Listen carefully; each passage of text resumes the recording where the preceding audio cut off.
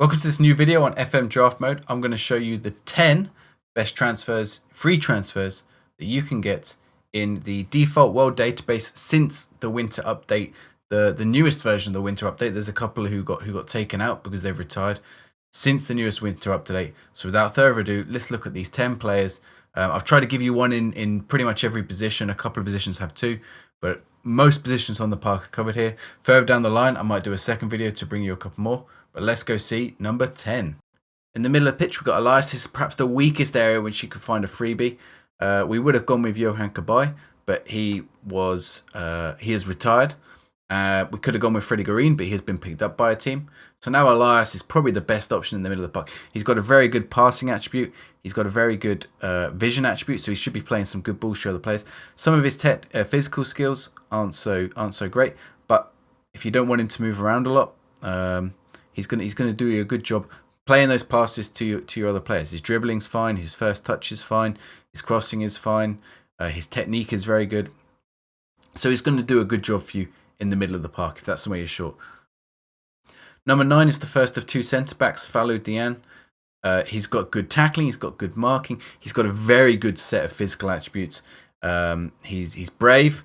His positioning could be a bit better and his passing could be a bit better, but he should do a good job as a no-nonsense centre-back or even a regular centre-back. Maybe not a ball-playing centre-back, but for free, you're getting a pretty good player here.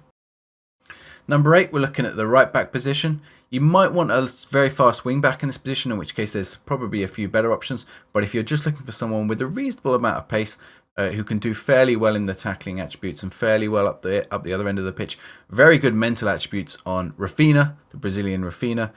He can also cover on the left-hand side if you need him, or you can push him further up to the pitch into that wing-back role. Just don't expect him to be doing that at any great speed.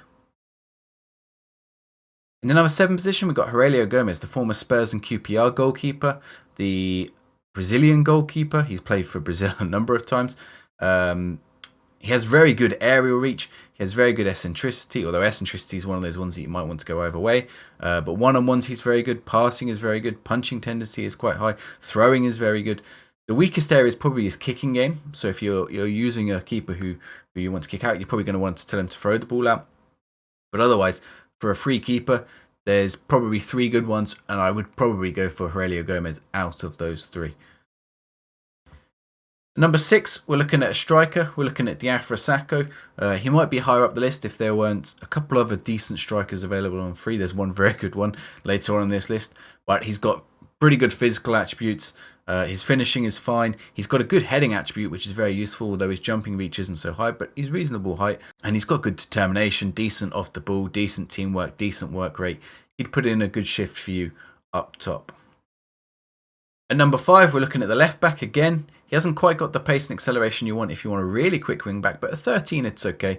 Ivan Strinic, the Croatian, good marking, good tackling, decent crossing attributes, good positioning, good teamwork, kind of what you want from a player in the area. He's got a good all-round balance in his attributes. At number 4, we're looking at the Argentinian Pablo Piatti. Pretty quick acceleration on the wing. Shame his pace isn't quite up there, but his technical attributes are fairly good. He's going to give you a good boost with that corner attribute. Long shot's pretty good.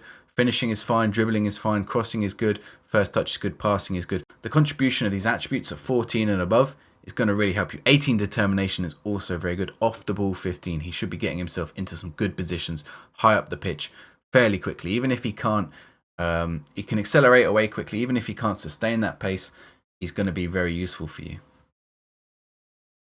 And number 3, we're looking at a ball-playing defender, the Mexican Hector Moreno.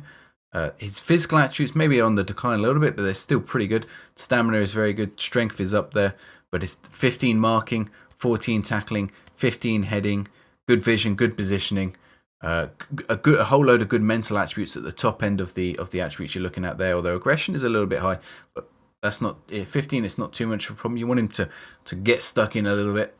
He's going to give you a good solid ball playing. His passing's 13 and his vision's 13. He's going to be a good ball playing central defender for you. And number 2, we're looking at one of the many players caught up in the disappearance of the club Jiangsu in China in the Chinese Super League. Alex Teixeira, the Brazilian, this has freed up a couple of good players into that freebie database as the club failed in its financial capacity. This was a player who very recently was in the sights of Liverpool, and Liverpool were trying to sign him from Shakhtar, and he ended up going to China on a record-breaking transfer bid. And you're looking at a player here with good acceleration, fairly decent pace. You can use him in 3 positions across the front of the midfield: attacking mid-left, attacking mid-right, attacking mid-centre. He's fine any of those. Very good dribbling, very good first touch, and very good technique. He's going to cause opposition defensive midfielders, defenders, lots and lots of problems. He's got a very good finishing attribute, decent passing, decent vision, and some good mental attributes. He could cause the opposition some problems with his technique and flair. Finally, number 1 on the list of the top 10 free draft picks you should make in FM21 since the winter update. And this is a bit of a surprising one, that this guy hasn't found a club since he got released by Atletico Madrid, or had the contract rescinded.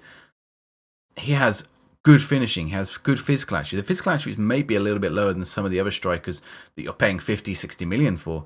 But if you're paying nothing for this guy, and you're getting a finishing of 15, first touch 14, bravery 19, off the ball 16, teamwork 16, work rate 17, you're heading 15, you're getting a finished product striker who should be in the 30 to 40 million mark, essentially for free. Getting someone like this allows you to free up funds for maybe pushing for a better striker, or even better, better in other areas of the pitch, better defenders, better midfielders, whatever you want to do. It's amazing. Or if you're playing a game with a lower budget, get this guy early on. Grab him before anyone else does, because you're going to save yourself a lot of money that you can reinvest somewhere else in your draft. All right, thanks guys. I hope that was a bit helpful. If you liked it, please make sure you give me a like down below. Please make sure you subscribe to the channel. Come follow me over on Twitch. We do drafts every Sunday, so come take part in some of those. You can also see me taking part in some drafts against other streamers and other competitors. So come hang out over on Twitch.